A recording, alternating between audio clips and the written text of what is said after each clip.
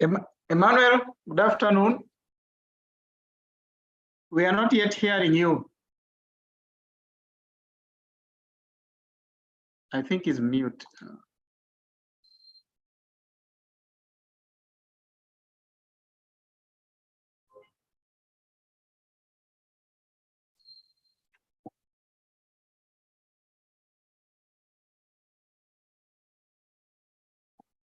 Emmanuel Kwanzaa, is it Kwanzaa?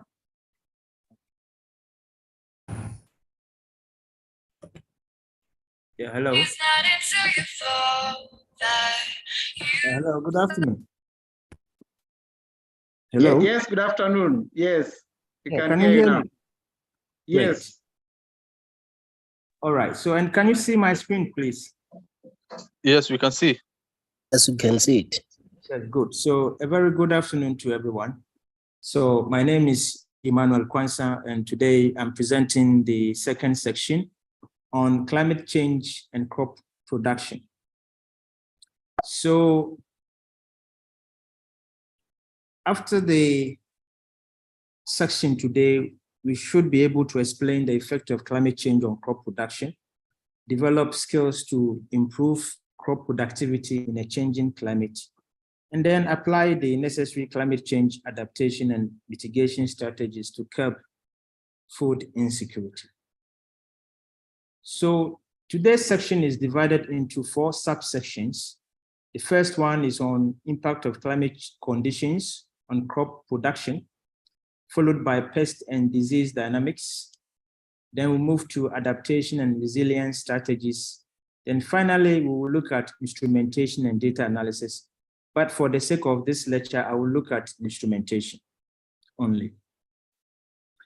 So in terms of the delivery mode and the rest, a lot was said yesterday, but what is important here is that this section also involves some field trips and practical sections that will introduce students to some meteorological devices that are used to take data on the field. And then we will also analyze some of these data to see how climate change is impacting crop production. So I have here some reading lists that one can look through. So I start by looking at the impact of climate conditions on crop production. And here we will look at impact of temperature shift on plant processes. So when we talk about temperature shift, we are talking about temperature fluctuations. So we know that there exists some relationship. There exists some relationship.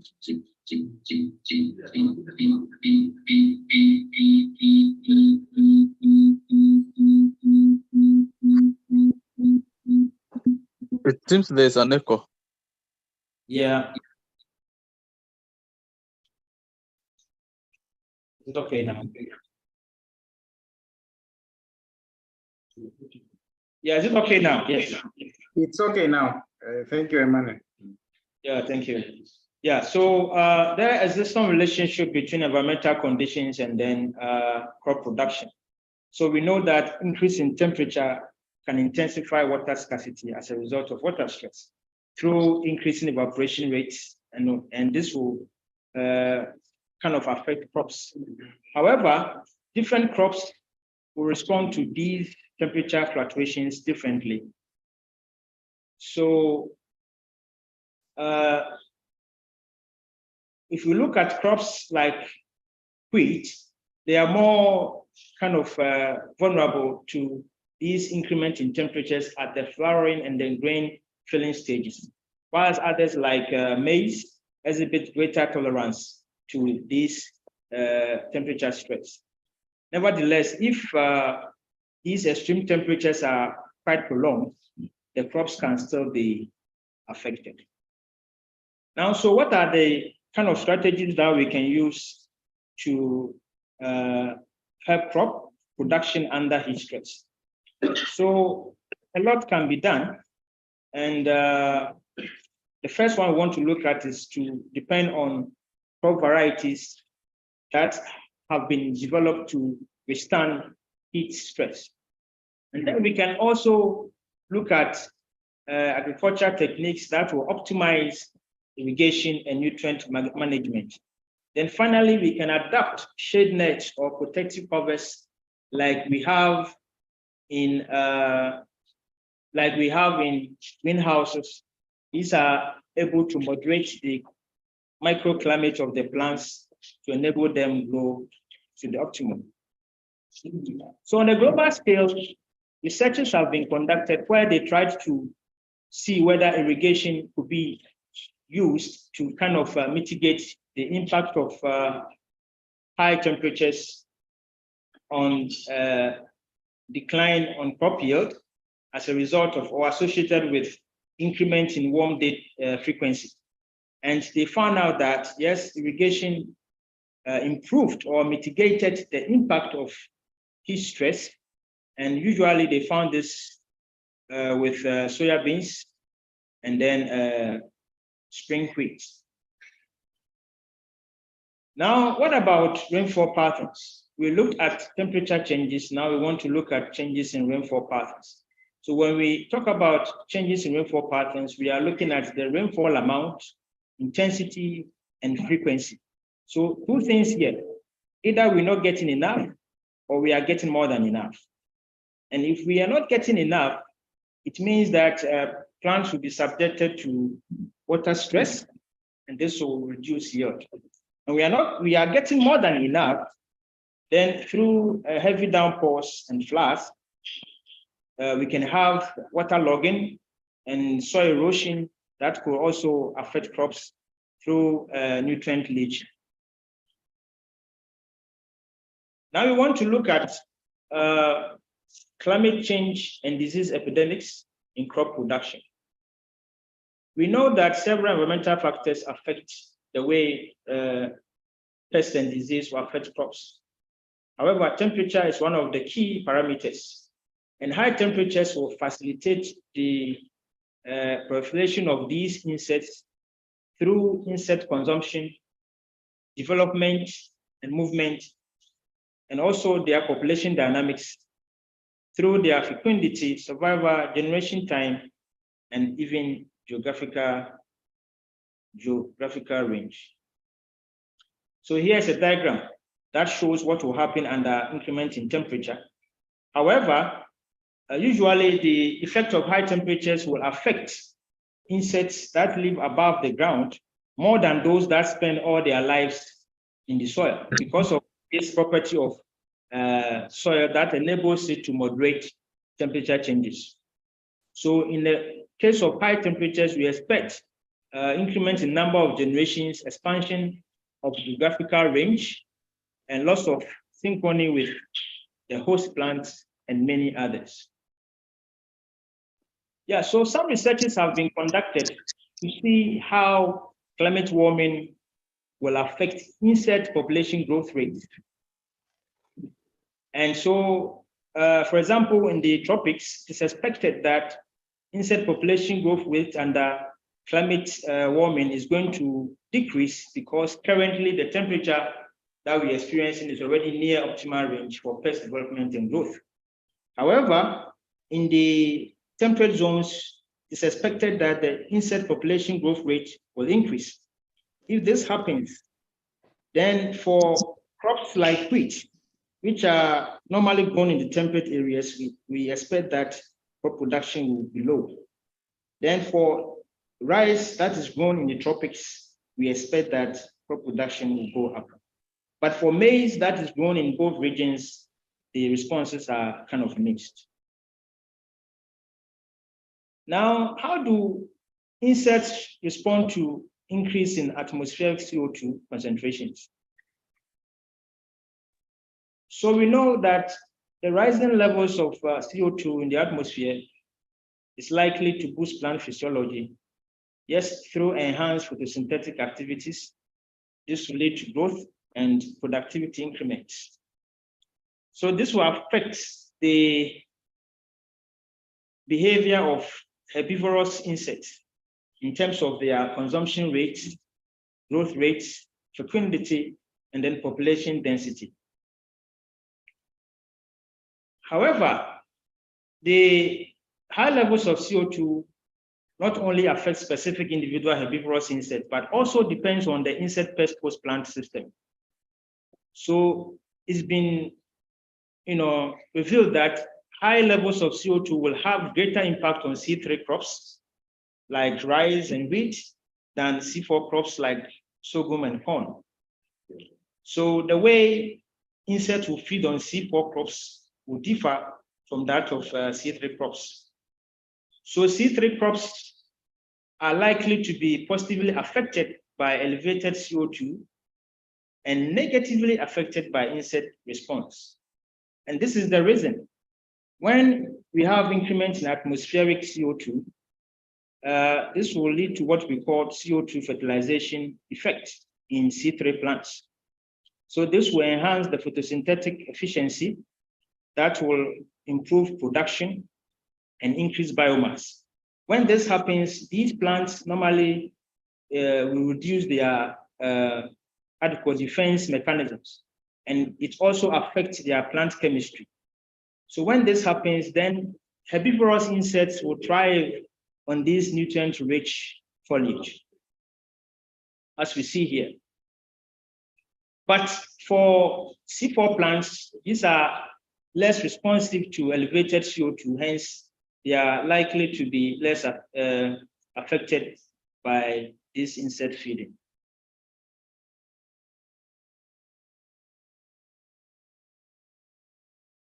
Right.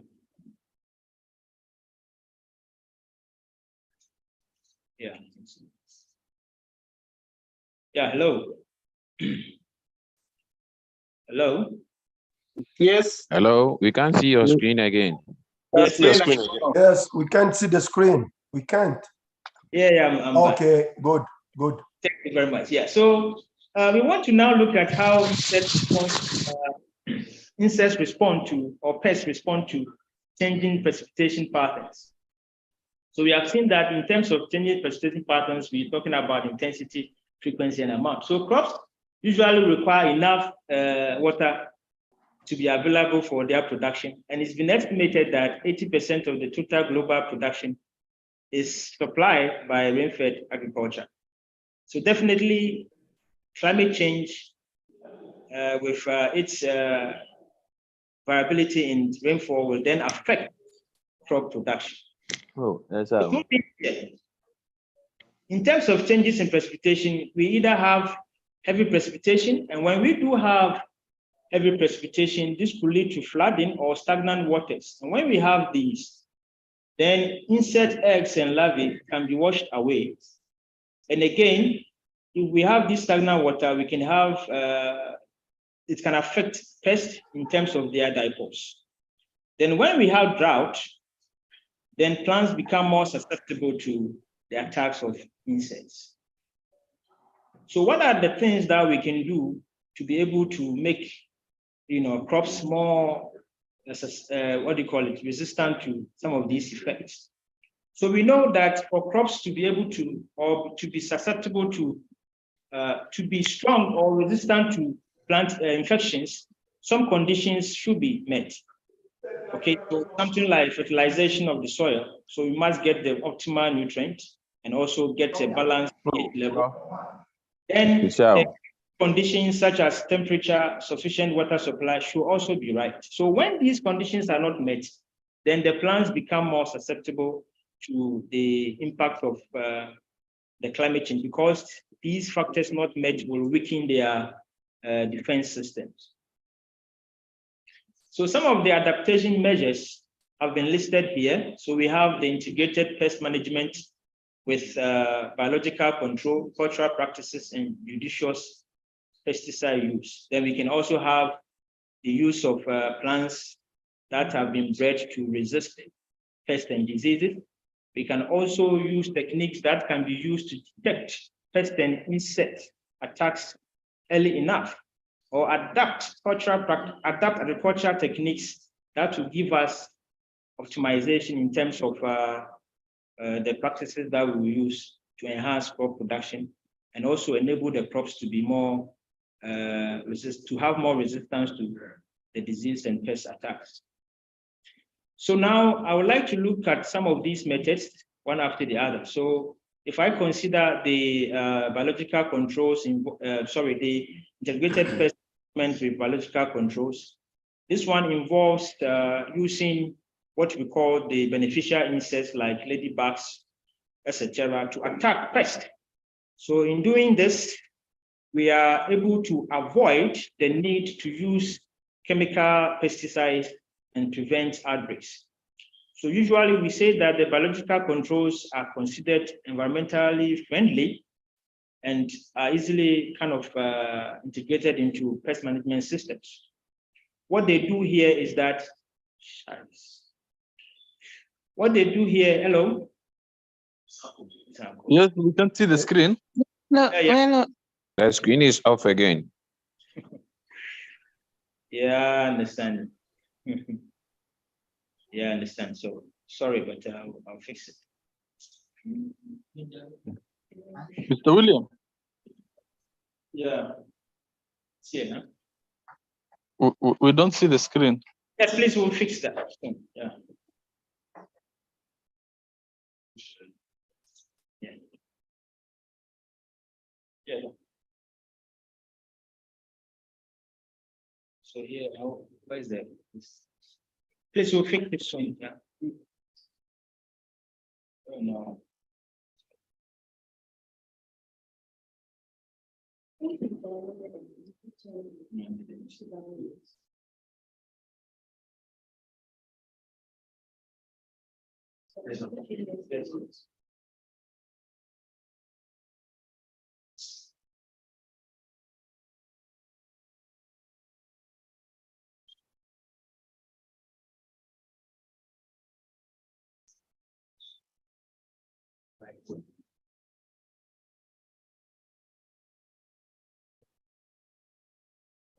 That's okay. Yeah.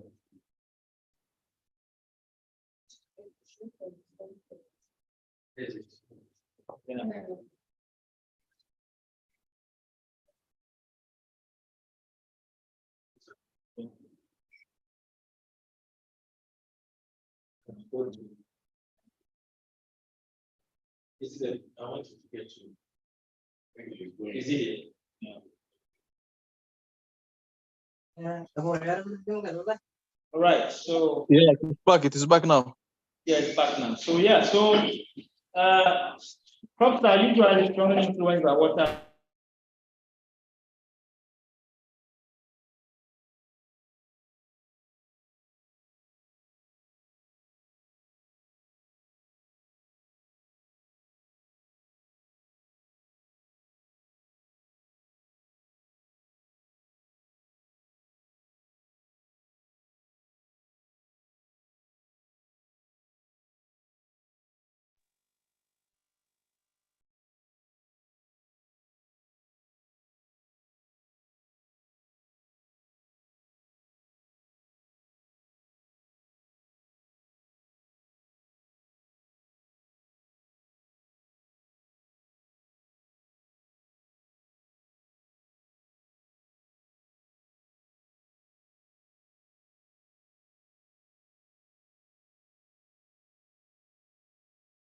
We can't follow.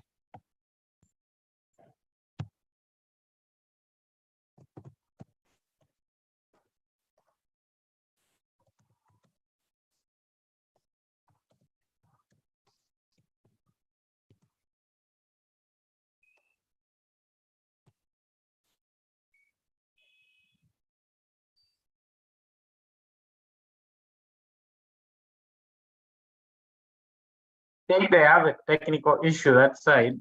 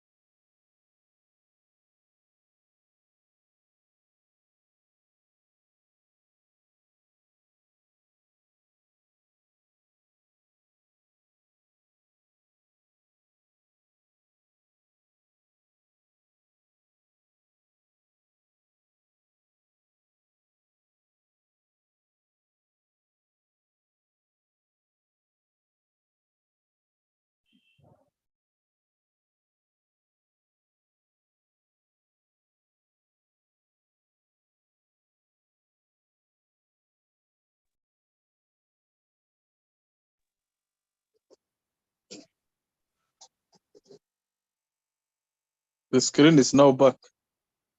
Yeah, It's not bad. it's now back. You can see the screen. Yes.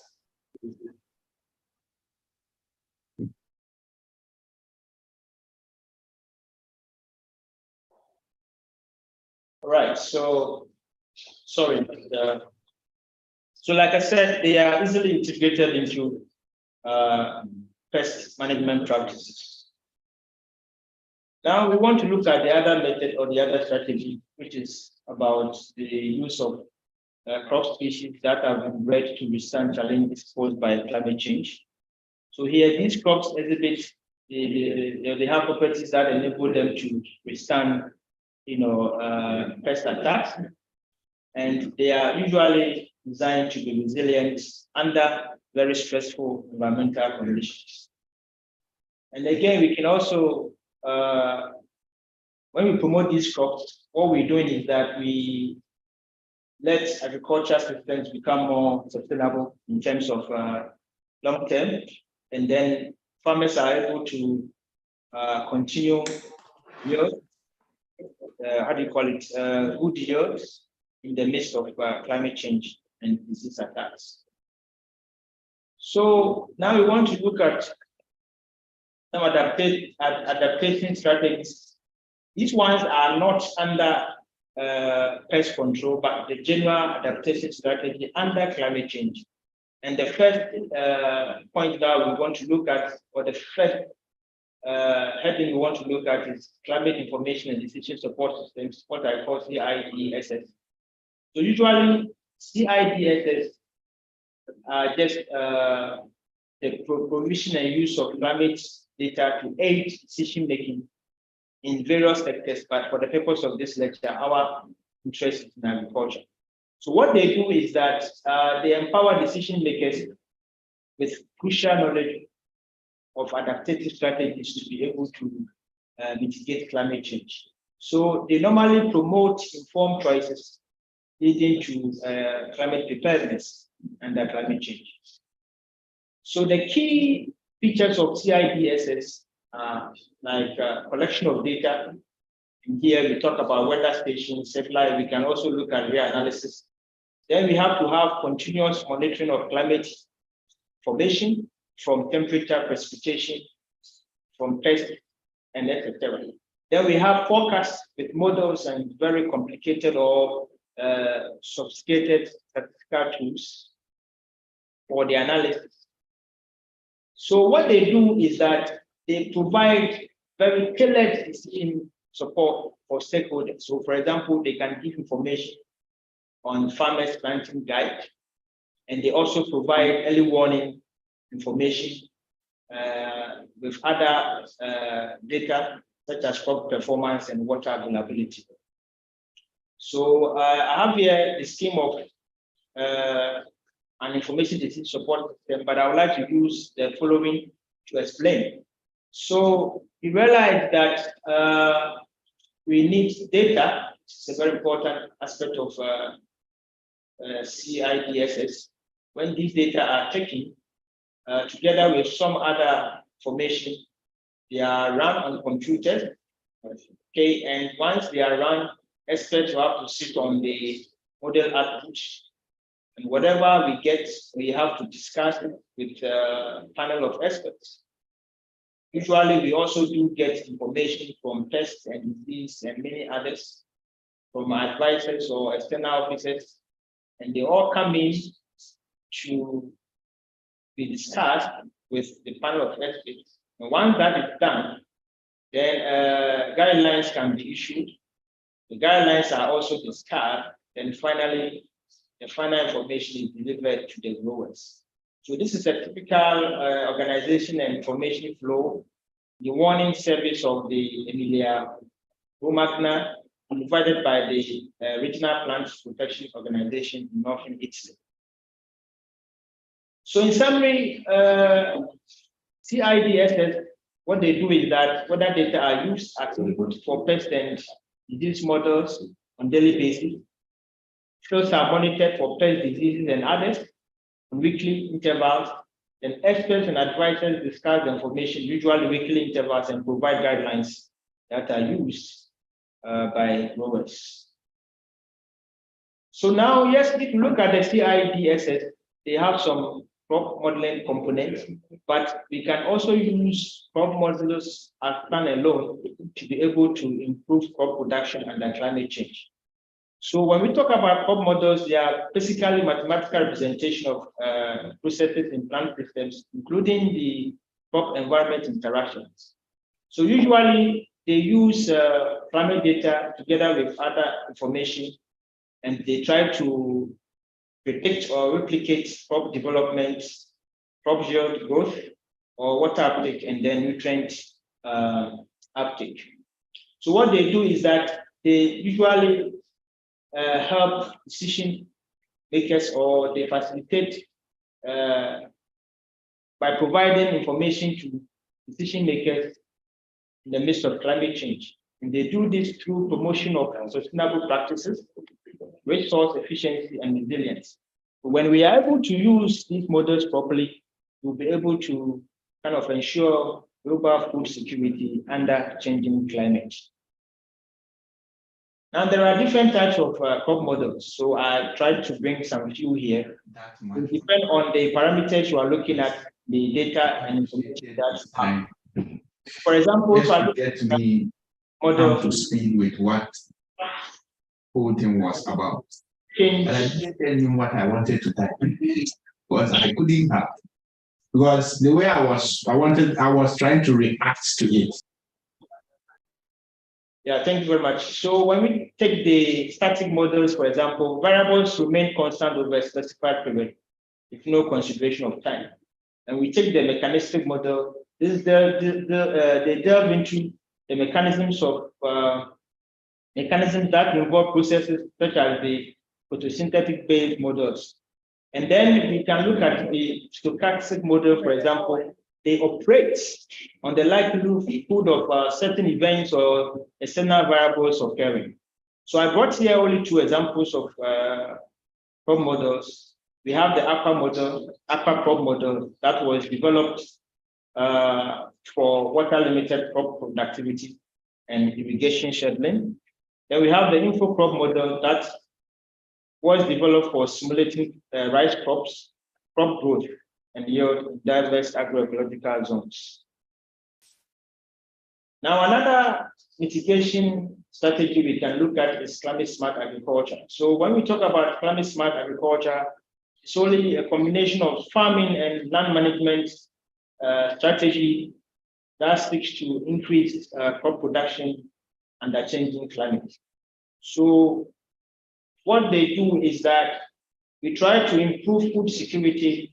At the same time, we also try to mitigate the emissions of greenhouse gases such as carbon dioxide, methane, and nitrous oxide. So the key components are sustainable productivity, adaptation, climate risk management, etc. So if we consider, for example, soil management and climate smart agriculture, for example, some of the ways we can do this is to, let's say, plant ground cover that will help us prevent soil erosion under heavy rains. And again, farmers can also construct drainage systems like we see here that will help retain water. That will be good enough for the plants. Again, we can also construct contours and use mulch to be able to improve the nutrients in our soil, as well as also maintain moisture content. Now, another strategy is the modification of microclimate. And when we talk about microclimate, we are talking about the climatic conditions near plants, as well as those above the area and then within the crop canopy, including the soil root zone. So when the microclimates are quite okay or optimum, they try to govern plant physiology. So the microclimates are normally affected by the following. So humidity, temperature, wind speed, and turbulence, as well as dew and then heat balance and evaporation. So when we are able to modify the microclimate, what we do is that we ensure resilience, boost productivity, and then we enhance food security under changing climate. So I have here some of the things that we can do to modify the microclimate. First one is crop selection and planting. Then we have mulching, cover crops, and many others. So if you look at this one after the other, you see in this picture, maize that has been cultivated after taking into consideration the microclimate of the area in terms of soil moisture content and the factors that we listed above. Now, in terms of mulching, we have a typical example here where biological plastic mulch has been used. And in this way, we are able to maintain soil temperature and retain soil moisture for optimum plant production. This is also an example where mulching is done with lawn clippings. Now we can also look at cover cropping.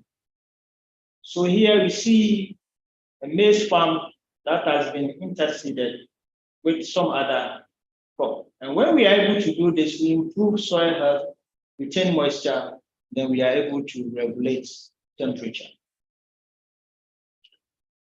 Now, we want to look at another adaptation strategy, but this time through what we call cultural practices.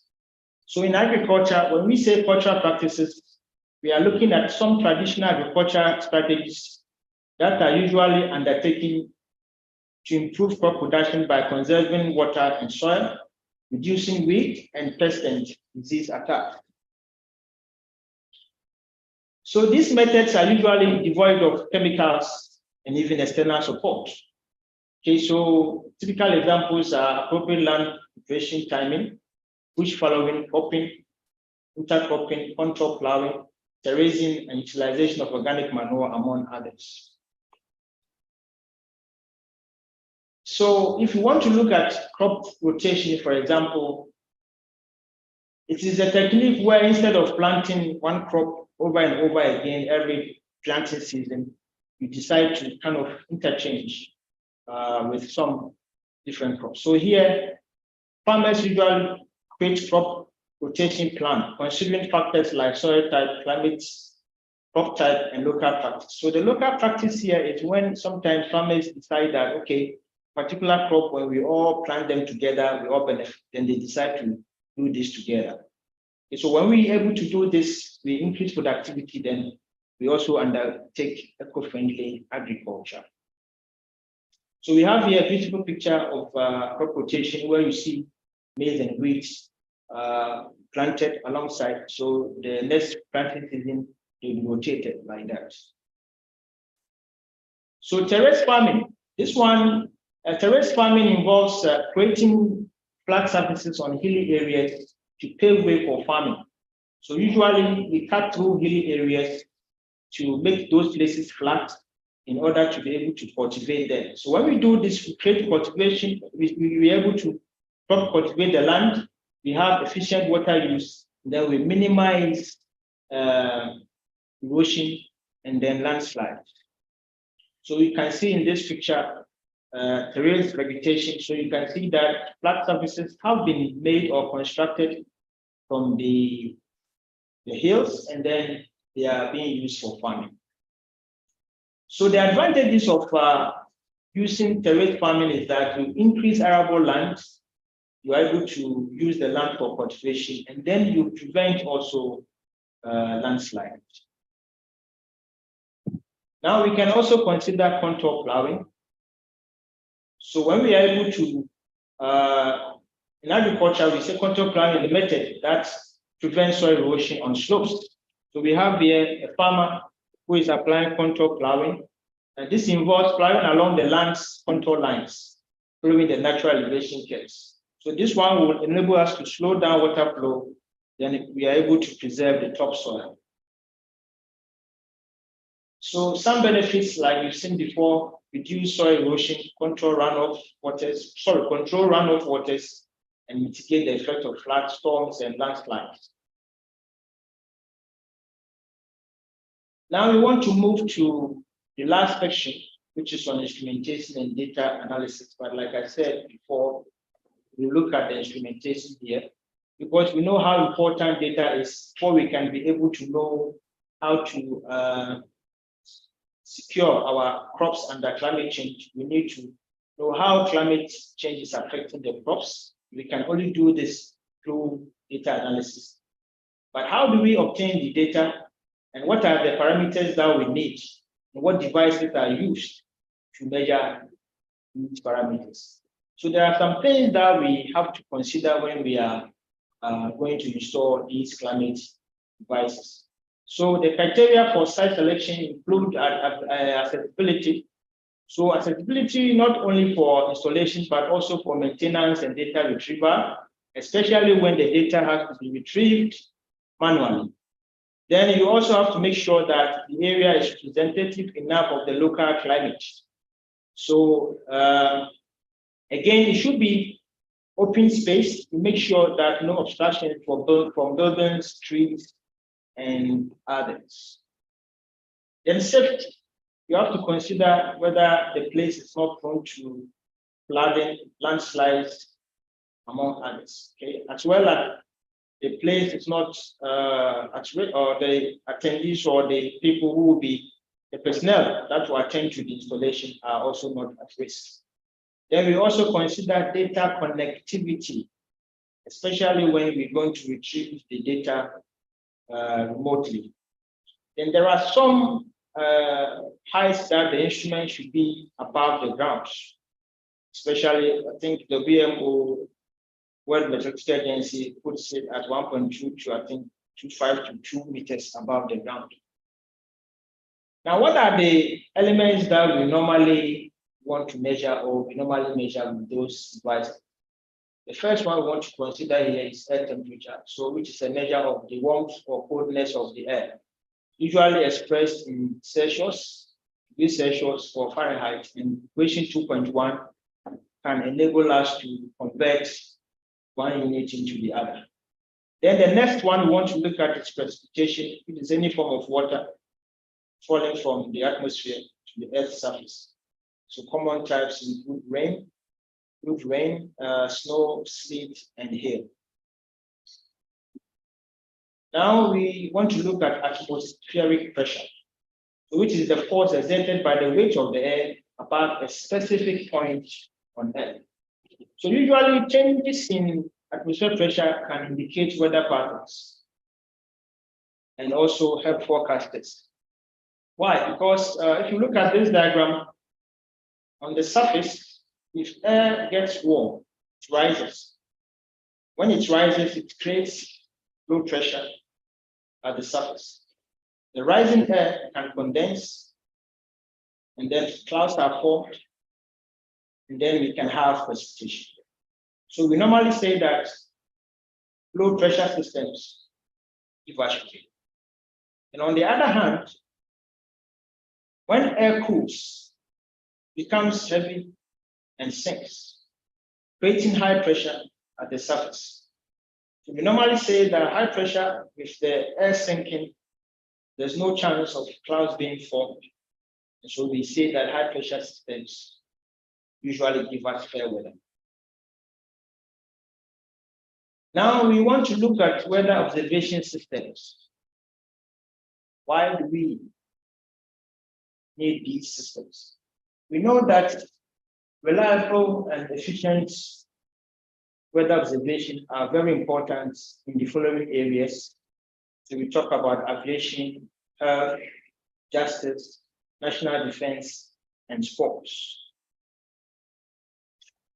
So I want to show here what we call the conventional surface meteorological observation, the synoptic stations.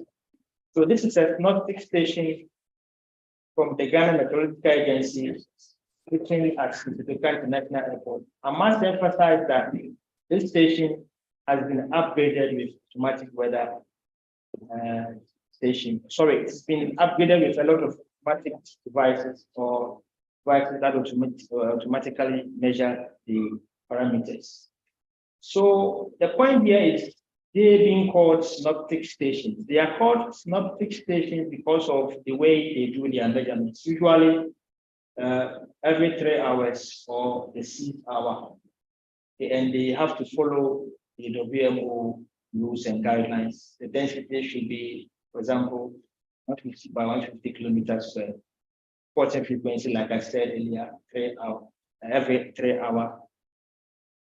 And then we have to also consider the instrument settings, soil characteristics, high observation. Then there's a need to train people to be able to do those measurements. Now, what are the things that we measure? So we call these surface meteorological observations. The first thing we want to look at is wind speed and wind direction. So the convention is that normally when we say wind, it is because and usually the bearing is done with reference to 90 degrees. The SI unit meters per second, but they can be per hour. And if you want to convert into meters per second, approximately 0.5 meters per second. So I have here, due to the gustiness of winds and the fact that the wind speeds are variable, we usually talk about the average wind direction or the average wind speed. So you look at this with the, like I said, bearing from 90 degrees. But these two plots, what we call the wind rose plots, usually will give you an idea that the winds don't come from one side or one region. So these were some measurements that were taken from the Wascal installations in the northern part of Ghana. And these were in the dry seasons, November to April, and wanted to see where the dominant winds are coming from.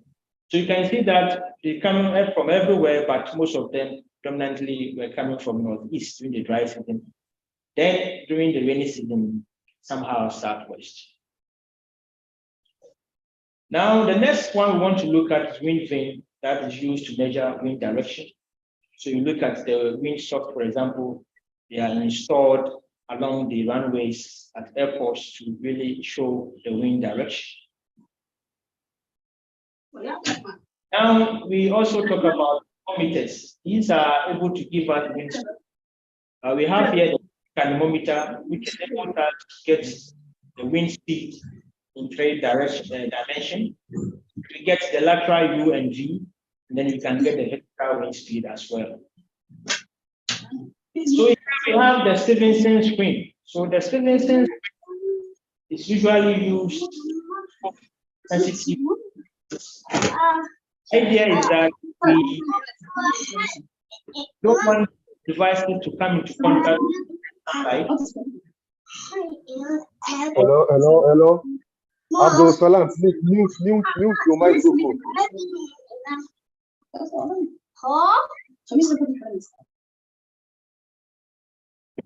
Sorry, I've muted her. Sorry about that. Thank you very much. So the Stevenson screen, they are used to hold various of its, sensitive devices in a way that we usually wouldn't want direct sunlight and then also raindrops, however, allowing air to still pass around them. Then we have the rain gauges. So these are used to measure rainfall. So typically we have the tipping bucket made up of 2 buckets. When one is full, the other will set in, and then the full one will tip off and recordings will be made. So I brought here the usual traditional rain gauges and tipping bucket rain gauges, but these ones are the modern ones. These are automated. So you have the Pluvio rain gauge and the Young Smooth rain gauge. So there was an opportunity to test the automated ones against the traditional ones, and we realized that the deviation in terms of the coefficient of determination wasn't that bad at all. Now we want to talk about evaporation pans. So these are usually used to kind of quantify evaporation rates at a given location. They usually come in sizes and shapes, but what is normally used is the spherical one. So we have the manual and then we have the automated. So you can see the nets on top of it to prevent birds from drinking the water to give us bad readings. So it's important to note that evaporation will increase on hot, windy, dry, sunny days, but will reduce on overcast days when the air is cold, calm, and humid. Now we also have the sunshine hour duration, which is usually measured with the Campbell-Stokes sunshine duration recorder. There is a relationship between sunshine hours and solar radiation. So Armstrong was the first to establish this relationship. So usually in the absence of solar radiation measurements, when we have the sunshine hours, we are able to calculate solar radiation measurements from the sunshine hours. So how it works is that the ball will focus like a lens, focus the radiation onto these cards that will burn alongside, and you are able to calculate and determine your sunshine hours. And based on that, together with the empirical formula established by Armstrong, you'll be able to calculate or determine your solar radiation measurements or data. Good. So I brought here a typical automatic weather station also belonging to Watcal. And I would like to look at the devices. So I enlarged this picture. Of course, the names can change depending on the manufacturer. But as you can see, the principle behind the Stevenson screen is still here. So you have these sensors that are still being shielded from direct sunlight and raindrops. However, we still allow air to move around these sensors. So the multiple sensor like this is an automatic weather station on each own, measures temperature, relative humidity, rainfall, etc. Now I want to look at this one after the other. So we don't only take measurements in the ambient air, we do also have some measurements taken within the soil. So for example, the picture you see in A is the heat flash plates that are used to measure ground heat. Then we have B, which are used to measure soil temperature. Then C, which are used to measure soil moisture. We have them in three because we are able to then find average in case one of them is misbehaving. So we have different types of automatic weather stations depending on the purpose of setting them up. So we have them for the aviation, we have them for the marine, for road, and then for hydrology. So for example, for the aviation like this, they normally set them along the runways where you would like to determine wind direction, wind speed, and you want to know whether we're not going to have any crosswinds, or you also wish to know something about the cloud heights and cloud cover. So what are the advantages of having automatic weather stations? I will just mention a few. So they are more accurate, reliable, and data is automatically archived. And you can configure the system to measure data maybe 5 minutes. Can you imagine if this is done manually? Every 5 minutes, somebody has to measure temperature. That would be a lot of work. But with these systems, you can configure your system, then every 5 minutes can do your measurements for you. Okay, they are also free from reading errors and subjectivity. And they are usually accessible remotely. We can also use them to collect data under very harsh environmental conditions. But they are not without some disadvantages. And the first one is that they are limited in terms of their representativeness. So between 3 to 5 kilometers. And you cannot use them to measure something like cloud coverage and other parameters. And there's a need to always have ongoing or periodic maintenance, test, and calibration. And you require trained technicians to operate them. Then they are very expensive to acquire and operate. So I have here an enlarged version. You have the net radiometer that enables us to measure the incoming and outgoing shortwave and long-wave radiations through equation 2.2. Then we have the Young's modulus ring gauges, or the tipping bucket ring gauges. So usually when we mention the ring gauges, we mention the name, the model number, and then the manufacturer and the country. So we have here a very important component of an automatic weather station. That is the data logger, where data is kept, and then the router for internet accessibility. Then we also need the solar panel and then the batteries that enable the station to run during the night. With this, I would like to move on to upper air observation, where I will only resort to radio sources. The upper air observation, we can have them through several platforms. Upper air here means we are looking at some parameters far above the surface layer.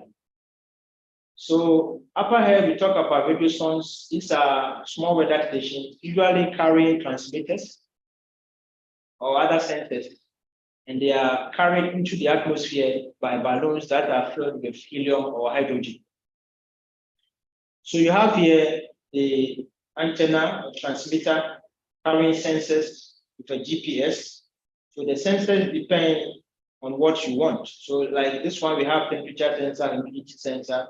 So they are carried into the atmosphere. So as they leave the surface up into the atmosphere, you are able to see, let's say, the humidity profile of the atmosphere from the surface upwards, or you're able to see the temperature profile and the rest.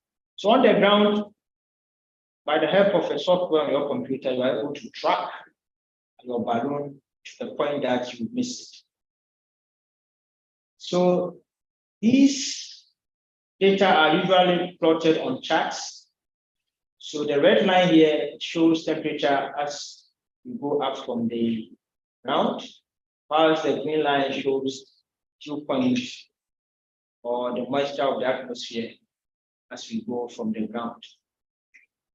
So you already know, as we move from the ground, temperature was decreasing. So somewhere that started decreasing again. So we can look at the troposphere and stratosphere, but that is not what we are doing in this lecture. So with this, I would like to thank everyone and sorry for the technical issue. Thank you very much.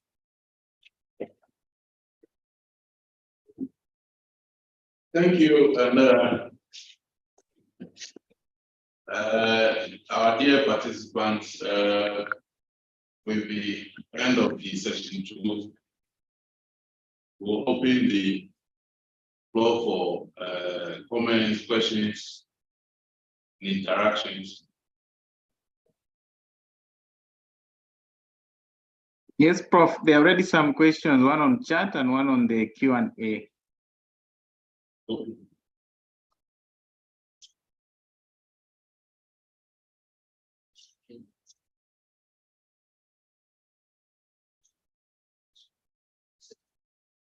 And I think participants are free to also just speak directly to the facilitators.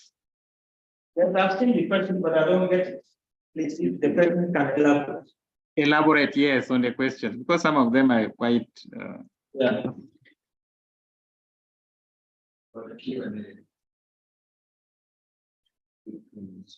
Professor Karume, would you like to elaborate on your question exactly?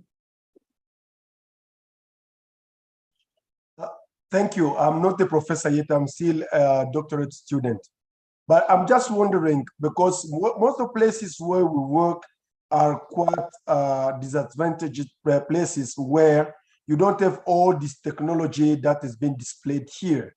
Then how do we generate knowledge to support these little farmers and whatever if this technology is not available? Okay, all right, and I get you now. So yeah, technologies exist to be looked at and to use as available. So I agree with you that these technologies are available, but when we look at CIDSs, I mean they vary depending on what you want to use them for. So I know that some technologies are available, but I agree with you that it's not everything that is available. I think in the present day, there are quite a number of institutions which have developed some technologies and then it's communicated via mobile phones to farmers, such as the onset of the rainy season and if there is some pest invasion and others. So gradually, I think we are getting there. Farmers are also becoming a bit sophisticated when some of these things are being developed. So gradually, the information is being channeled to farmers. And the more we get the farmers on board to understand some of these things, the better it is for all of us.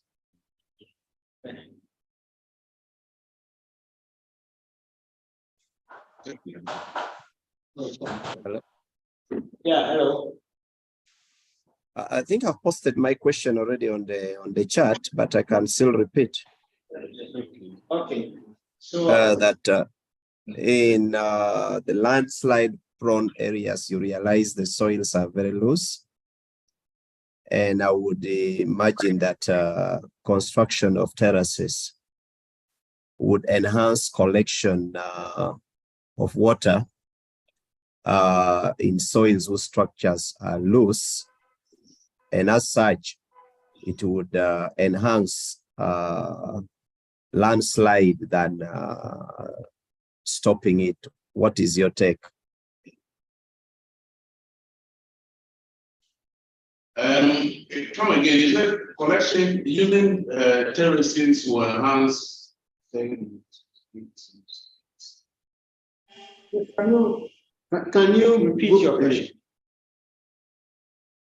Okay, thank you. This is Francis. Yeah. Yes, I was bringing a scenario where you constructed terraces where in fragile lands where the soil structure is very loose, and as such, water will collect cumulatively. And at the end, this could easily enhance the landslide. I don't know, because here, generically, you are presenting that where you construct terraces, it will stop the landslides from occurring. So I would imagine that where the soil structure is loose and water is collected cumulatively, it will rather enhance the landslides occurrence in such an area. What do you think about it? Thank you.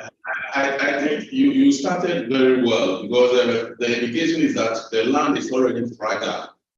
So if it is fragile, then the technology you are bringing on board has to be looked at more carefully. And in the construction of terraces, you have to do a more detailed study. You have to study the soil in depth, because constructing terraces have its own challenges. You're not careful, even in some places you tend to expose the subsoil and your water will come to zero. So the deep understanding of the soil you are working on is very key. And if the soil is bad, it means you do not have to go completely for terraces, but you will break certain points with the introduction of some tree species, which will anchor whatever you are bringing on board into place. And terrace construction is not something you leave it alone for the farmer to do. You will need the backstopping of an expert to be able to support all this. So I think that's what I can share with you on this. And there are other technologies you can come along with, doing contour farming or creating bombs. So if the terrace will enhance landslides, and you go for other alternatives. You can go for strip cropping and other measures which will not expose the land to sliding. I hope I've been able to do that. Okay, thank you.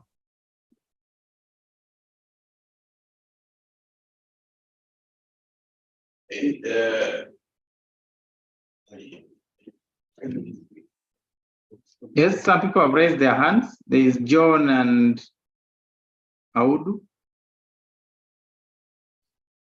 Yes, this is Audi. Hello? Yes, please. Yes. My brother's question, at times, what we do is that when you are creating the terrace, you look at the water that you want to impound. If you think that the water that you are getting is small, then you can create a small diversion drain at the upslope end so that you can prevent run-on from others' field into your field. So at the top of your farm, you create a small diversion drain, fenced with stones or vegetative barrier like vetiver and other things, so that part of the water is safely disposed of into a stream. That is my take. And then I think additionally, when you are creating terraces and you think the land is fragile with so much water, the alignment of the terrace is very important. You design it in such a way that not all the water will be staying. Yes. You align it in such a way that some amount of water will run off, not to not to remain on your field. Yeah, the alignment is very important in relation to the contours. Yes. Yes. And yes. Thank you. Okay. Yeah. My question is, when we look at the approaches, climate smart agriculture, where we use tarpaulin to mulch, I assume it is to at least to retain moisture or to minimize evaporation. So looking at that, if we use tarpaulin, and in terms of soil health, do we think this is biodegradable substances? If at all, in the long run, what could be its negative impact on the health of the soil? My submission.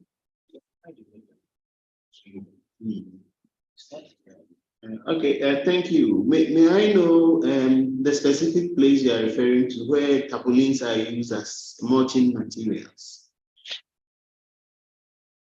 Hello? Hello? Yes, you indicated in your question that where tarpaulins are used as sheets to mulch, to cover the land, it may have diverse and adverse implications for the soil health. But to answer your question, I would like to know the area or the place where this type of mulching is being practiced. Hello? Actually, yes, hello, I'm getting you. I've seen the previous slide you presented. Okay, if you can go back to your slide, I don't know whether if I'm correct. I saw it's like a tarpaulin being used to mulch somewhere in the one of the slides you presented. That's where my question is raising. Hello, Doc. Okay. Yes. Yes, Doc, yes. What I know is that it may depend on the objective. Some areas like where they grow pineapple, they normally use tarpaulin to control weeds. Yes, that is where it is. Yes, they normally use tarpaulin to control weeds. If you don't want to weed, yes, then you can use tarpaulin. control weeds and conserve moisture. That is done even in Ghana, along the eastern region. Yes. Thank you. Okay, so this is the question. Yes, that's clear. Yeah, so if you look at the picture, I stated that it's biodegradable plastic mulch. So these ones naturally decompose. Hello?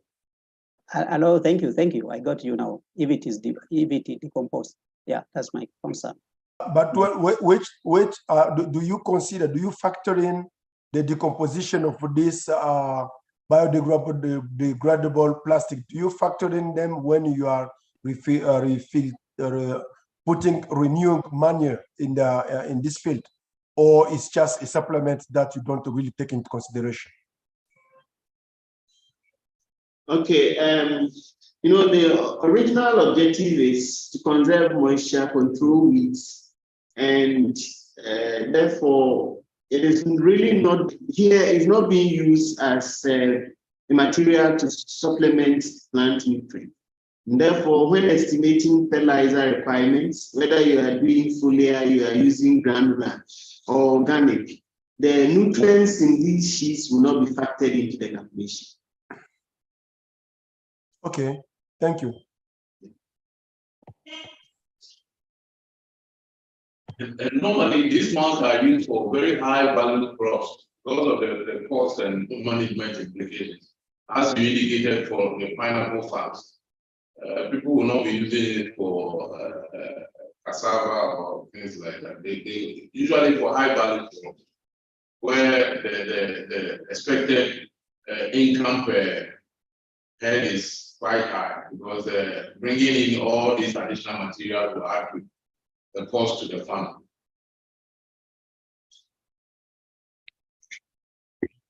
Yes, my second question is, we are supposed to have also carbon sequestration, and it appears as if, I don't know whether it will be for tomorrow's session or it will be after this, my submission.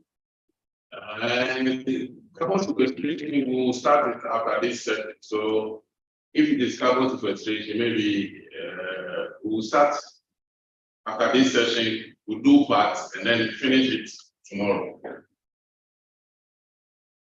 Thank you. Okay.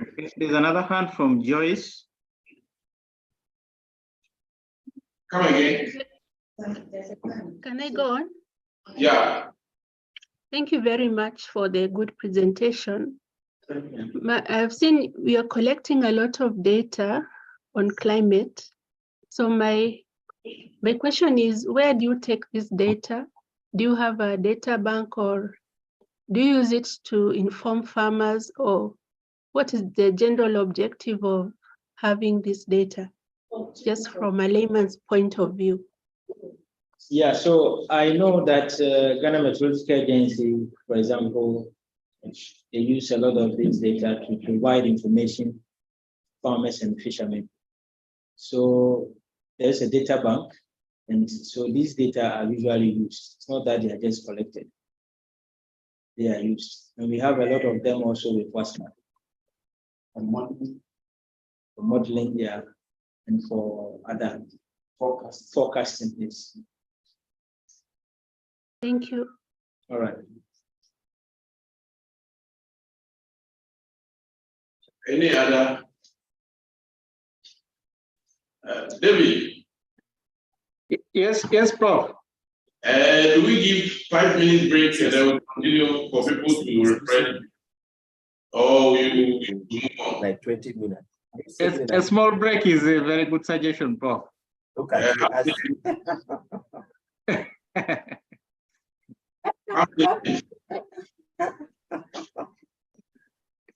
Yes, 5 minutes is okay. Okay, so 5 minutes, exactly 5 minutes from now, we take the next. Missed you. I'm feeling bad. So we can be able to break for a break now. Yeah, we are on break, 5 minutes. So all right. It's stretch. Show the video for them to see that I'm stretched.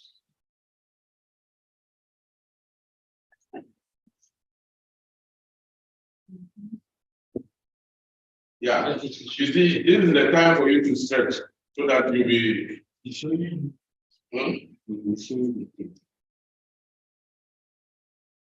Me stretching on the smile.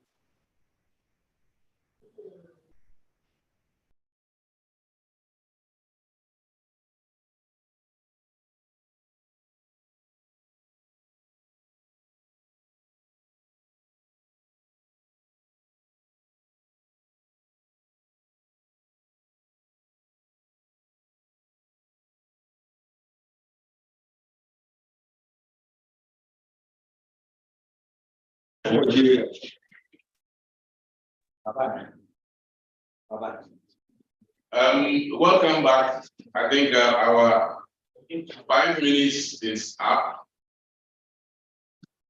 And for the third session, Dr. Besant will be taking us to, we'll try, it's in 3 parts. So at least we'll try to cover the first part. And then tomorrow we'll start with the second and third and follow it with the special answer. So Dr. Besant, Please start. Thank you, Prof. For this section, we'll be looking at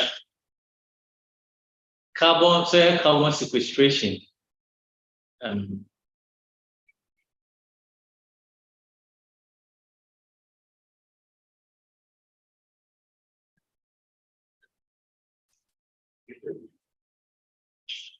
Sorry for the brief.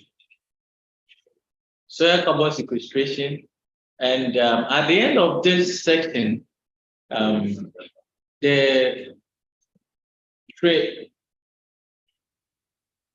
students or those to be trained are supposed to understand and be able to explain the role of soil as either a carbon sink or source, and apply methods in measuring, monitoring, and estimating soil organic carbon, and also the different techniques that are available to sequester carbon.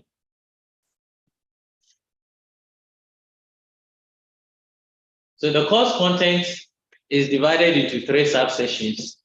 The first one focuses on soil organic carbon and greenhouse gases. And the second one is on the measurement, monitoring, and verification of soil organic carbons. And the third section is on the carbon sequestration and global warming mitigation, where we'll be looking at carbon offsetting, sequestration, the mechanisms for carbon stabilization, and the techniques for the sequestration. And we'll look at, we have 2 experiments, especially on biochar, that we'll go through at the end of this course. So the mode of delivery, this course is supposed to be an interactive lecture with field trips, group work, discussions, and individual work as well. It's a course. And students will present, there'll be classwork, take-home assignments, 10 papers on some specific topics under the soil carbon sequestration, laboratory report, because we'll be doing bulk density and some of the nutrient calculations for our carbon stock determination, and exams. And the learning materials will be the rocks, the soils, the augers for our sampling, and PowerPoint, and the presentations and lecture notes. There's lecture notes. And these are reading lists on this course. So the focus on the first subsession, the focus of this course is on soil organic carbons. Soil organic carbon. You know that in soil carbons are divided into 2. We have the organic component and the inorganic component, which is formed from the weathering of materials in interaction with atmospheric carbon dioxide.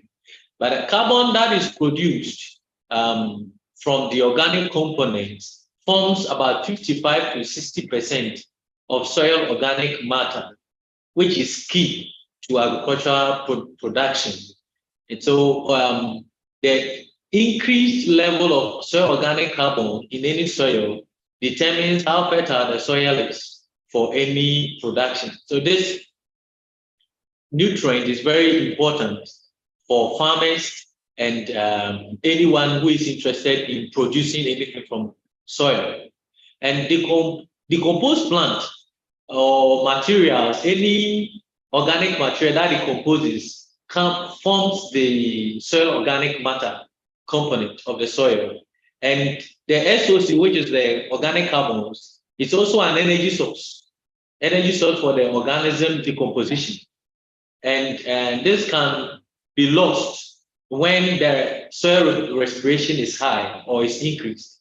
And so we need to maintain soil organic carbons, we need to control soil respiration and the activities of organisms that will increase it in the soil. So soil organic carbon is made up of the following. We have the decomposed organic matter, the microbial biomass, the humus, and charcoal. And these elements, they enter into the soil system either from the above or below or any of the mediums that they get into the soil. and through biological, chemical, and physical processes, they decompose to generate the organic matter, the soil organic matter, from which we have our organic carbons. Then this figure 1 shows the relationships or the interactions between soil and plants. That is how carbons are interrelated from the soil to the plant and from the plant back to the soil.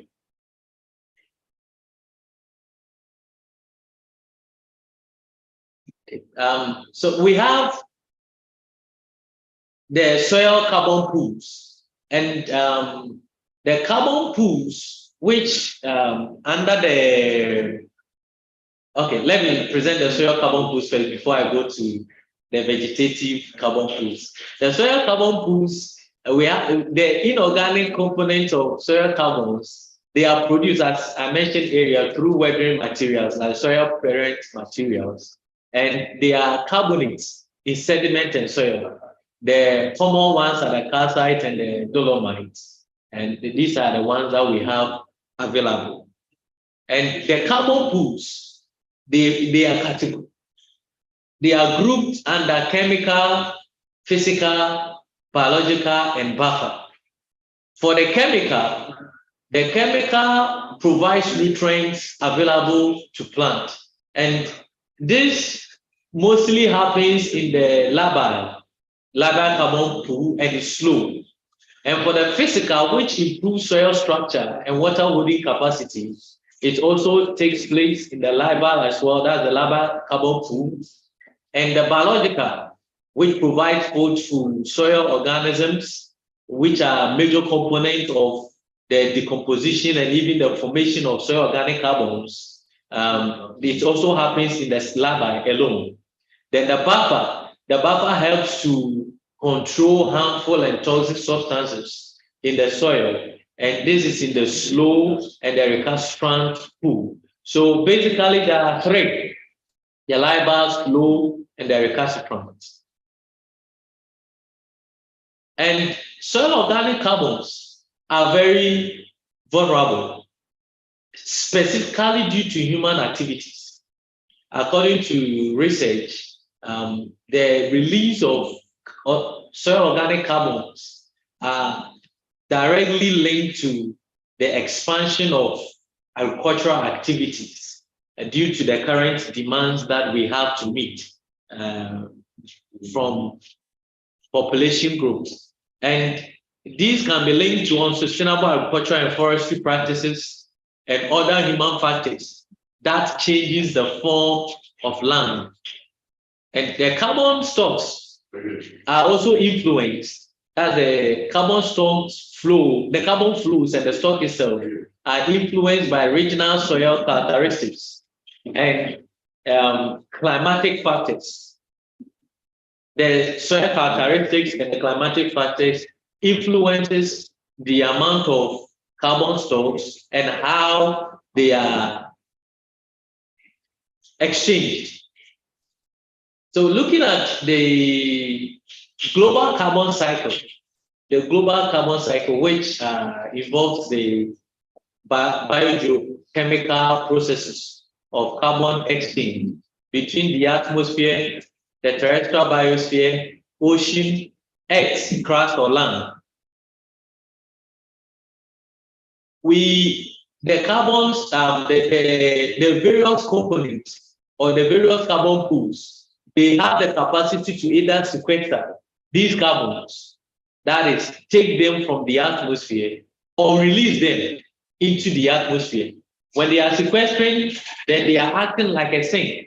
They are taking it so that the amount in the atmosphere will reduce. When they are emitting, it means they are increasing the carbon in the atmosphere. So any system that has the capacity to release or take in is a pool. And carbon stock simply means you are measuring the stored carbon in a pool. You are measuring it in weight or mass. So if you're able to quantify the amount of carbon in a particular pool in either weight or mass, that becomes the carbon stock. And the global carbon cycle, we have different carbon pools globally, but the soil, which is one of them, is the second largest reservoir as a carbon sink. And the largest is the ocean. So globally, the soil is second to ocean. And in the terrestrial organic pool, the soil is the largest. It's larger than vegetation. And the SOC also happens to be a small component of the global carbon cycle. That is comparing it with only the organic carbons to the global carbon cycle. It's a small component, and it includes the carbons from the atmosphere, ocean, and vegetation. So here, the first one, which is the soil carbon, includes both the organic and inorganic. But the third point is focusing on only the organic. The third point is on only the organic in relation to the global carbon cycle. And the two main carbon-based atmospheric gases, the two major ones are carbon dioxide, and methane. We have other ones, but the two major ones are the carbon dioxide and methane. So this picture shows the carbon stock fluxes, the exchanges between the various carbon pools. We have the ocean, the soil, biomass, and the atmosphere. And from this illustration, the amount of carbon that is coming in should be equivalent to how much will be going out. And for biomass, a total of 120 gigaton approximately is exchanged between atmosphere and the soil. And for ocean exchange their carbon pools or the carbon stocks between the atmosphere and the ocean, not with the soil.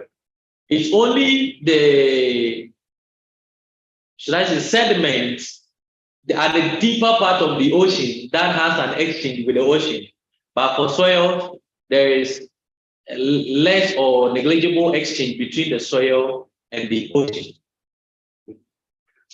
And the 5 carbon pools, these 5 carbon pools are for only vegetation. It's for forest. These 5 carbon pools are forest. They are forest-based. It's not the main carbon pools. And the first one is above ground biomass. That is any part of the plant above the soil. That forms the above. So the amount of carbon available in any part of the plant above the soil forms the above ground biomass. And at the root zone, any part of the plant that is living in the root zone forms the below ground biomass. And the dead wood are any part of the tree that is dead, whether in the root or in the soil, but it's dead, is classified under dead wood. And we have forest floor lichens. These are leaves, any part of the plant that is falling, but the diameter is less than 7.5 centimeters. It's classified under lichen as the fourth forest carbon pool. Then the last one is the soil carbon. Soil carbon mostly measured up to 1 meter or up to a depth of 1 meter. That is any component in the soil, not living, not the below ground or dead wood. Any amount of carbon that is directly stored in the soil at a depth up to 1 meter is classified under the soil carbon pool. And we know because soil organic carbons are basically based on the organic component, biodiversity has a major role to play in this. And biodiversity is basically the nature of living creatures in the soil. They form the biodiversity of the soil. And this community in the soil, helps to establish the size and direction of the carbon flows. If they are the ones going to control the activities that causes decomposition and the rest, then whatever they do will influence how much of carbons will be stored or be released. So they help to establish the size and the direction of carbon flows between the soil and the atmosphere. They also contribute to the cycle of soil organic carbons and significantly affect nutrient availability. That's the soil organisms. And they further enhance the physical structure of the soil through aggregation, and finally encourage pollination in crops and control biological pests. So these are activities of soil living organisms which form the biodiversity of the soil. And biodiversity is depleting at a very fast rate, majorly due to land use change. And the external drivers are climate change. The second section, we heard a lot about climate change and how it's affecting our activities. Due to climate change, now most of the farming activities are being intensified. And especially in Africa, instead of intensifying and reducing expansion that affects our vegetation, we rather expand because of limited mechanization, and it also has its own effects. So either we are intensifying or extensifying, we affect the levels of soil biodiversity. And this increases pests and pathogens and reduces the beneficial organisms in the soil. In the long run, when plant health is affected, it affects new animal health and invariably contributes to the health of humans. But when we adopt sustainable land use management practices, as was mentioned, like the climate smart agricultural practices, would help reduce biodiversity loss, thereby improving the nutrient quality of our soils for higher agricultural productivity.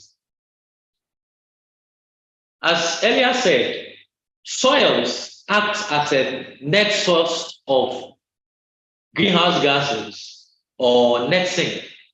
They either release or take in. And research has shown that 10% decomposition of global soil carbon pool can be equated to approximately 30 years of human-induced emissions. So if that is the comparison, then allowing soil to lose carbons is causing more havoc to our environment. And so through our activities, we rather have to work to prevent carbon loss, soil carbon loss, and rather improve the sequestration of carbons in the soil if we want to mitigate climate change.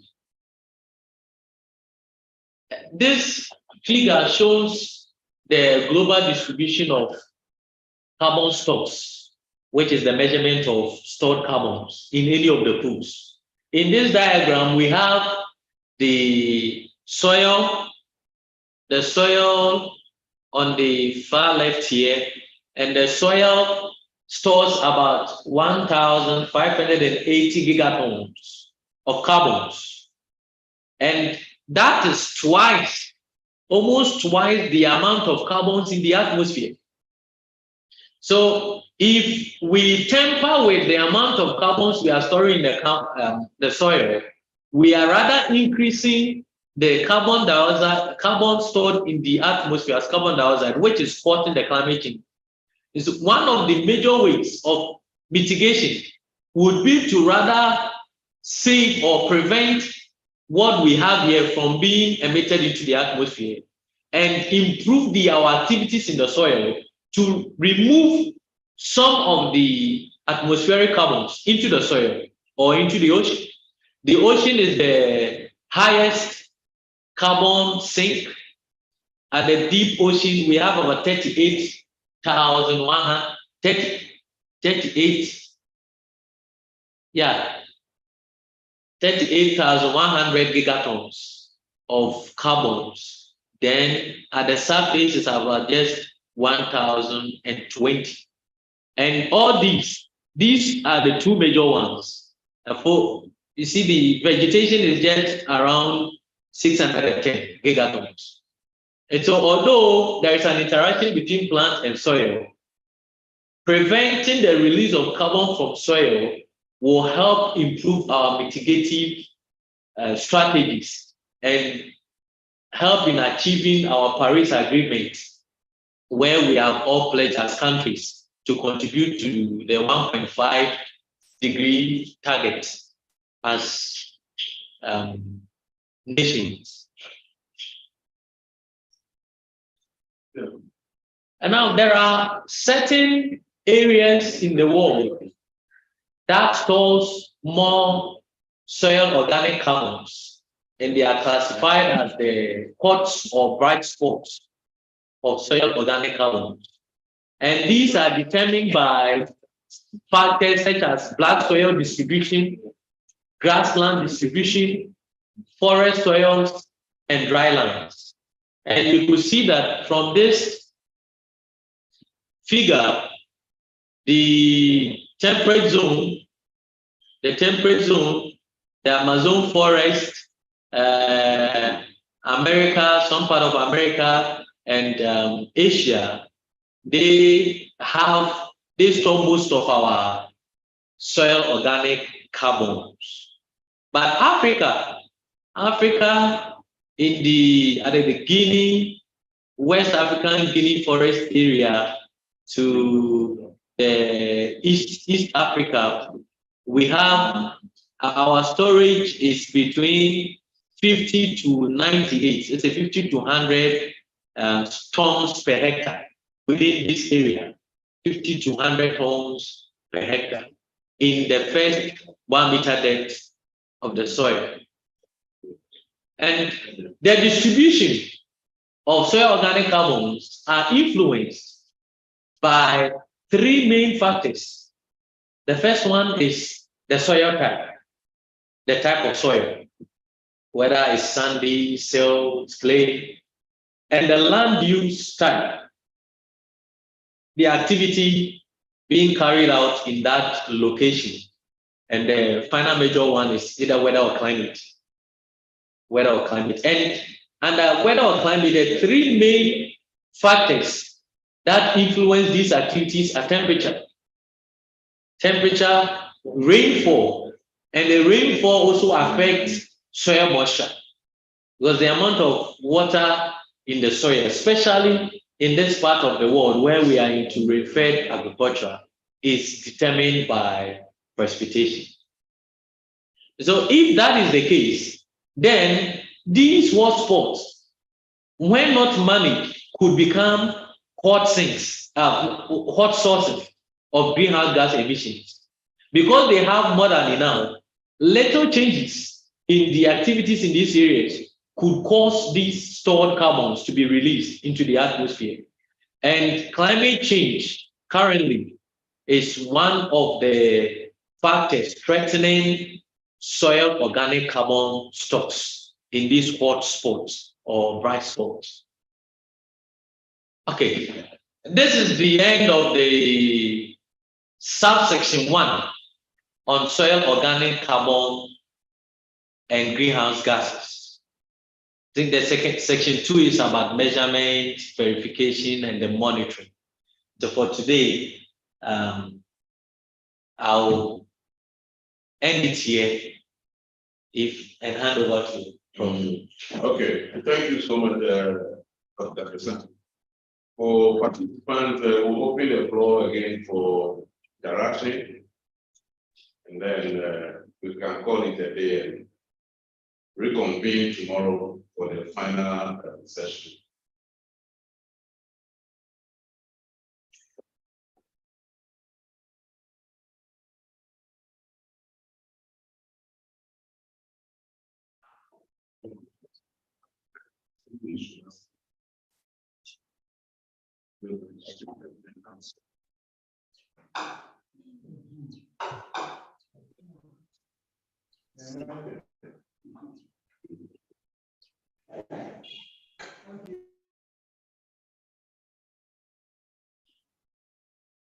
Any comments, questions, interactions?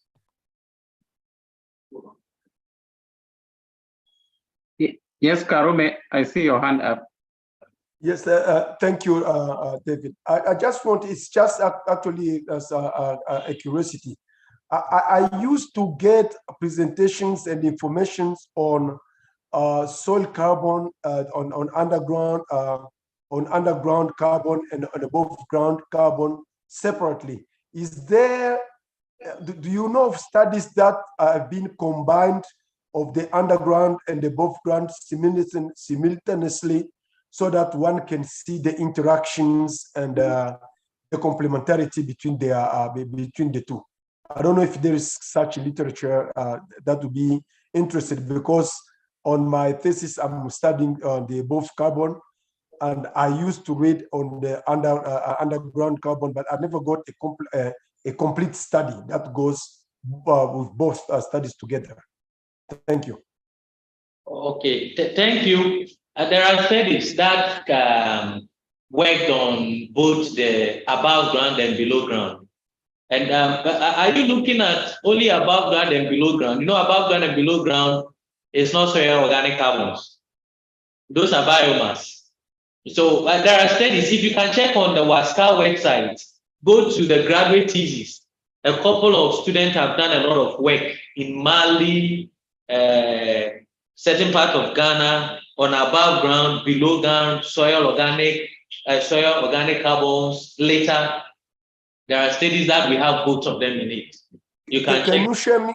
Can you give me the place where I can get the information, please? Then I'll go and search on my own. Okay, I'll look for it and share it on the chat. Please. Thank you very much. You're welcome. Let me check. Yes, Joyce. Very much. At the beginning of the class, you said there are going to be assignments. When do we expect them? At the end of the course, or at which point? I think this is more or less a test run. For the full running of the course, all those components are supposed to be there. You are supposed to do practicals. And but in this case, we are doing more or less a run to see how the course will be. So those components are more or less kept on a low.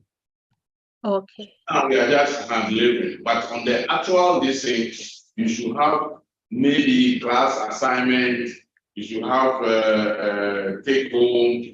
The full, there should be case studies given to you to go and investigate and come and share your ideas, do presentation, and then there should be practical. For instance, yesterday, my colleague was telling you about the fact that you have to look at the profile. Very often when you are talking to people who have not dealt with profiles before, they think what they see on the land surface is the same in the soil.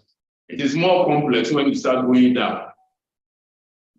And this is something you cannot take soil carbon sequestration without looking at the profile to understand and feel how it changes as you go down. So this is a course you need that practical and the interaction. So for instance, if it should be purely online, then we should have colleagues in, if it is organized and we are facilitating here, then we should have a colleague, if you are in Mali or in Niger, a colleague in Mali or Niger, who will help take some of the practical aspects so that it becomes complete. Okay, I understand. Because it's online, maybe it's a bit tricky. Thank you so much. Most welcome. Okay, their hands up. Placid, Ismail, Audu, yes. Yes, thank you for a wonderful presentation. I have a question, or two questions actually. The first one is when it comes to sequestration versus emissions, fossil fuel emissions. If we are to mitigate these negative effects of climate change, in your expert opinion, which would be the achievable avenue in the short term, looking at the climate extremes that we are now experiencing all over? Controlling on the side of fossil fuel emissions versus putting in measures that pump in the carbon into the soils. The second question comes on the litter.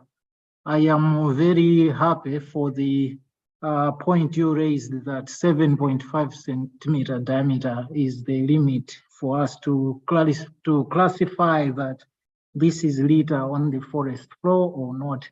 And I just wanted if you can highlight why 7.5 was chosen, if there is any more information to that. Thank you. Thank you. For your first question, for us to achieve the set target, as you rightly said, our mitigation strategies are to remove what we have already pumped into the atmosphere. So the focus will be to limit what we are now releasing through the fossil fuels, as we said. So if we can control the amount that is going in, then our measures, either through carbon sequestration, soil carbon sequestration, biomass sequestration, any of the pools that we are using, would help reduce what we already have in the atmosphere. And so we shouldn't say that because these measures can reduce what is there, we are going to continuously release more through the fossil fuel into the atmosphere. And I'm sure my other colleagues will add more to it. And the second one, about the litter, you know, when you are doing above ground biomass assessment, anything that is on the surface, any part of the tree that is up, that is more than 7.5 centimeters in diameter, if it's living, it's classified under the above ground. If it's dead, you classify it under the dead wood. And so if there is no measurement, these measurements are from several researches. Several researches have been done to arrive at this diameter. So, and I'm sure you have an idea of how it is done, because it's done in, you have to measure. There's an area that you have to set under in the location where you are taking your measurement.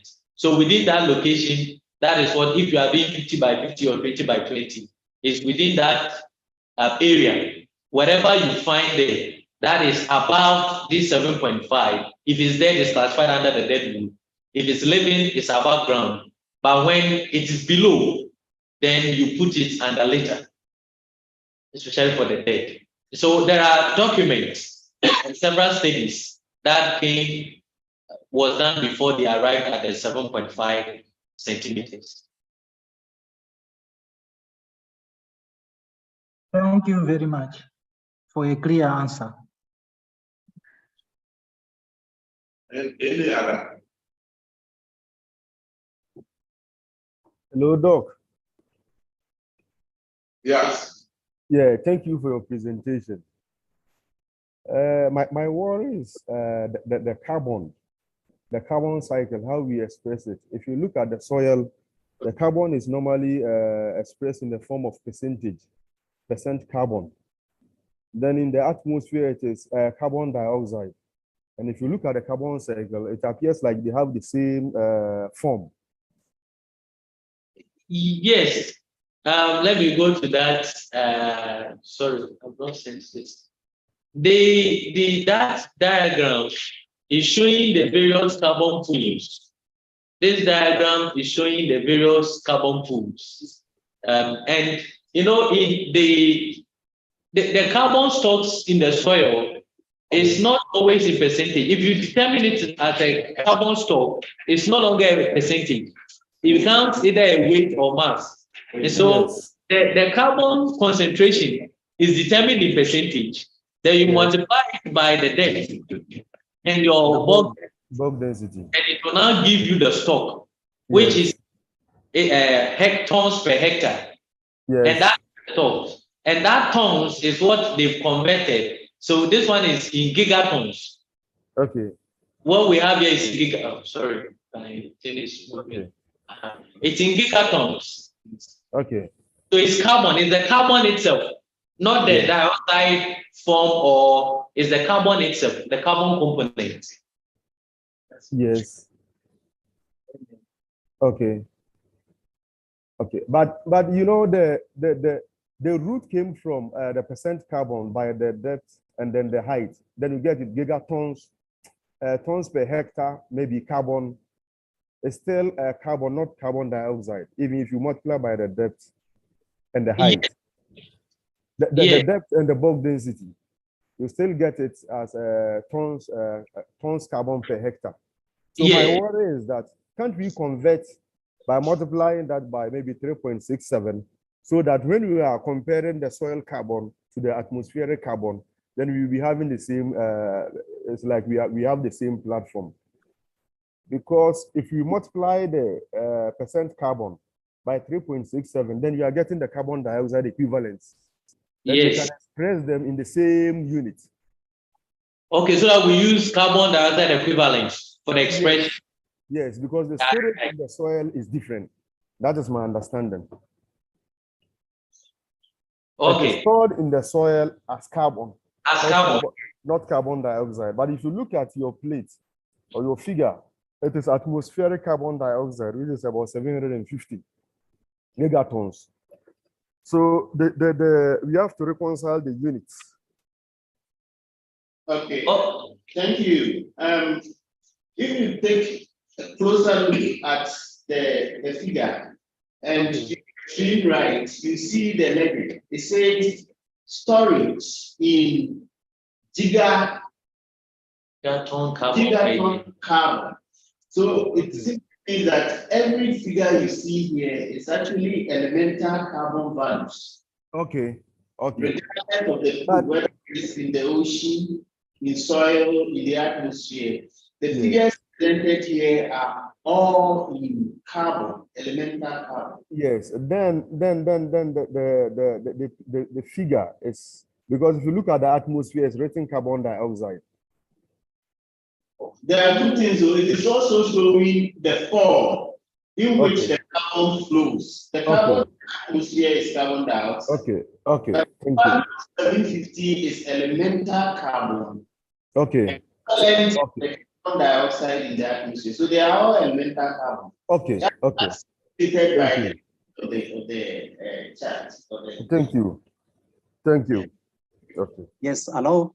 Yeah, my question is from the beginning, or from this same presentation, we have seen the two sources of carbon. We look at CH2 and then CO2 and then CH4. So when we talk here, we talk about maybe we look at when we talk of trees or vegetation, we are looking at how to at least reduce the concentration of CO2. What about the CH4? Does it methane?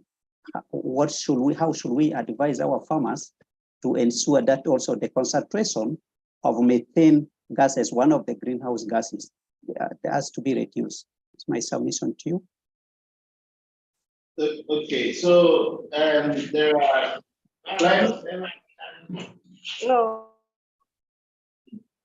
Okay, thank you. There are climate smart approaches to conventional agricultural practices. You know, methane is largely generated from manure. And the way you compost or you handle manure following the avoidance of the fecal matter, you determine how much methane is emitted. And so there are approaches that are used to also limit the amount of manure methane that is emitted. For instance, if you go for anaerobic composting. That is doing it in pigs and so on. Because anaerobic process, most of the carbon in the carbon in the manure is converted to methane, and therefore it enhances methane emissions. But if you do aerobic decomposition or composting, as done in heaps, then because it is aerated, well aerated, the bulk of the carbon is emitted as carbon. And you know, methane has a higher global warming potential than carbon dioxide. So if you are able to harness even the methane in the manure to carbon dioxide, it is a better alternative than having more of the carbon in the manure being emitted as methane. So to give a short answer to the question, we will rely on emerging climate smart approaches for suppressing methane emission and then enhancing carbon dioxide emission. That is just what it is. In the decomposition process, carbon will become carbon dioxide or carbon will become methane. And methane is a stronger evil. Carbon dioxide is a lesser evil, and therefore you try to do the balance game and get more of the carbon in the form of carbon dioxide. And there are studies to this effect. There are even books on climate smart composting of ammonia. Okay, hello? Thank you. Yeah. Thank you. I think we've exhausted all our time plus 5 minutes. So at this point, I'll hand over to David. If there are any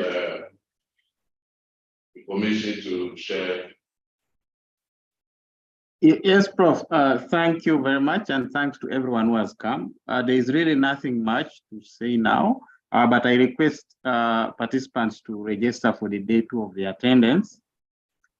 Yes, and then tomorrow we shall do more of the final evaluation of the training. So I think we look forward to meeting all of you again tomorrow. Thank you very much for your participation. Thank okay, you. I think we can close. Yes, we can close for today. Thank you, and see you tomorrow. Bye-bye. Thank you, thank you.